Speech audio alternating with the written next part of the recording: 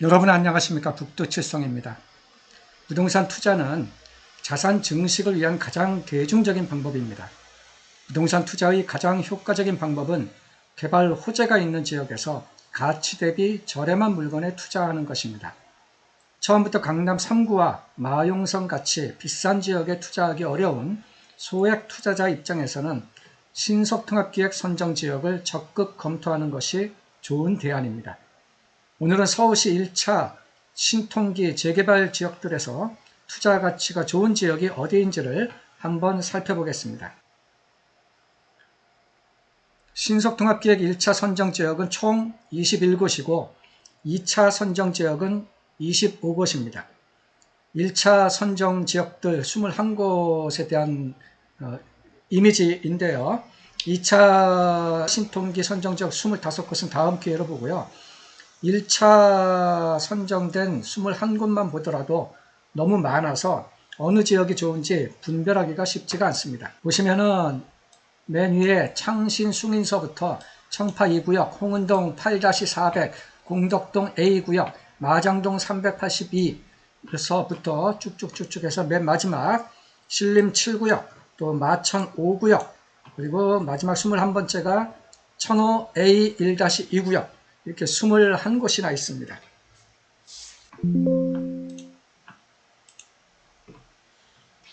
어느 지역이 투자 가치가 좋은지를 분석하기 위해서 한 단계씩 이제 그룹핑을 좀 해 보겠습니다. 첫 번째는 구역의 면적, 또 분양 세대수, 분양 세대수 대비 토지 등 소유자 숫자, 또 임대 비율, 이런 차원에서 이제 구분을 해 본 것입니다. 너무 또 복잡하죠. 그래서 한 단계 더 이제 구분을 21곳 중에서 건립 세대수가 700세대 이상인 곳들을 한번 또 이렇게 정리를 해 보았습니다. 보시면은 세대수가 전부 700세대 이상이죠.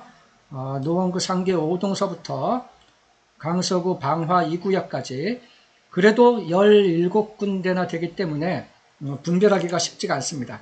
한 단계 이제 더 들어가서 세대수가 700세대 이상이면서 동시에 이 분양 세대수 대비 토지 등 소유자의 비율이 70% 이하인 곳들, 즉 이제 사업성 관점에서 제가 이렇게 구분을 이제 해 보는 겁니다. 이렇게 조합원수 혹은 토지 등 소유자의 비율이 낮은 곳들이 사업성이 좀 좋다라고 해석을 할 수가 있습니다. 그래도 14군데 정도씩이나 좀 되죠. 그래서 한 단계 더 들어가서 토지 등 소유자 비율이 이제 60% 이하인 곳들만 또 한번 이제 추스려 본 것입니다. 보시면은 금천구의 시흥동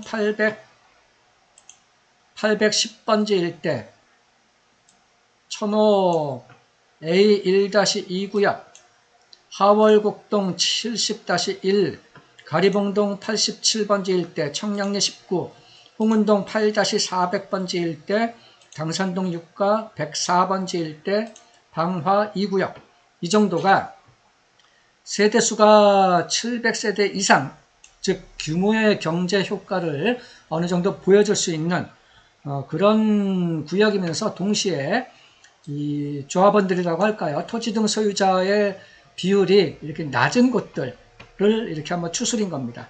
8군데 정도 이렇게 한번 뽑아봤습니다. 이 정도만 내로우 다운을 하더라도 이제 충분히 의미가 있습니다. 상계 8곳 지역들 중에서 투자를 검토하는 것이 좋지 않겠는가 싶고요. 이 8곳이 비교적 이제 규모의 경제 효과도 있고 토지 등 소유자 비율과 같은 측면에서 볼 때 사업성이 보다 우수한 지역들이라고 평가할 만하겠습니다. 물론 이 8곳 중에서 향후 일반 분양 가격이 더욱 높게 책정할 수 있는 곳일수록 사업성은 보다 좋다고 평가할 수가 있습니다.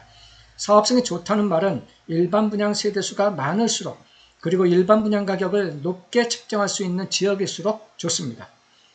여러분들은 상기 8곳 중에서 일반 분양 가격을 상대적으로 높게 책정할 수 있는 지역이 어디라고 생각하시는지요? 그래도 나는 서울 중심 지역인 용산구의 청파 2구역, 성동구의 마장동 지역, 마포구의 공덕동 A구역, 송파구의 마천 5구역 등 유명한 지역에 투자를 하고 싶다. 그렇게 생각을 하시면, 그렇게 결정하시면 될 문제겠고요. 개인의 판단에 대해서 제가 뭐라 할 수는 없는 입장입니다. 이와 같은 측면에서 투자 지역을 선정했으면 가치 대비 물건의 가격이 얼마나 저렴하게 혹은 비싸게 나왔는지를 살펴보십시오. 신통기 선정 지역은 토지거래허가 구역으로 묶여 있어서 실거래 가격을 확인하기 어려운 상황이기는 합니다. 사업성의 수준이라는 것은 원래 눈에 잘 안 보이고 입지만 눈에 보여지게 되는 경우도 많아서 서울 중심부에 입지할수록 물건의 가격 수준은 분명히 점점 더 높게 형성되어 있을 것입니다. 신통기 토지거래허가 이슈는 반드시 어느 시점에서인가는 풀릴 것입니다. 여러분들이 점 찍어 놓은 몇몇 곳을 계속 눈여겨보다가 토지거래허가 구역에서 풀리는 순간 진입하는 방법을 검토해 보십시오. 물론 북두칠성이 상계와 같은 검토 및 상황 전개를 확인한 후에 투자를 하라고 강요하는 것은 절대 아닙니다. 부동산 경기 자체가 침체기라면 혹은 떨어지는 상황이라면 투자를 하면 곤란하겠죠. 부동산 가격이 떨어질지 오를지를 북두칠성은 쉽게 예측하지는 않습니다. 부동산 경기가 안정적일 때 혹은 본인이 투자를 실행하겠다는 의지가 생길 때, 그러한 때 어떤 지역을 스크린해 놓았는지, 그리고 상대적으로 투자 가치가 더 훌륭한 것은 어떻게 판단하는 것이 좋은지에 대한 방법론적 의견만 드릴 뿐입니다. 부동산이건 주식이건 어떤 것이든지 투자 행위는 매우 중요합니다. 투자를 하지 않으면 자산 증식 자체가 절대 쉽지 않을 것입니다. 그리고 투자는 젊었을 때 비교적 공격적으로 할 수가 있습니다. 나이가 들면 들수록 투자를 하기보다는 안정적인 자산관리 모드로 접어들게 됩니다. 오늘은 소액 부동산 투자에 있어서 좋은 방법에 대한 의견을 드려보았습니다. 이상 부동산 재테크 고급 정보를 얘기해주는 북두칠성이었습니다. 감사합니다.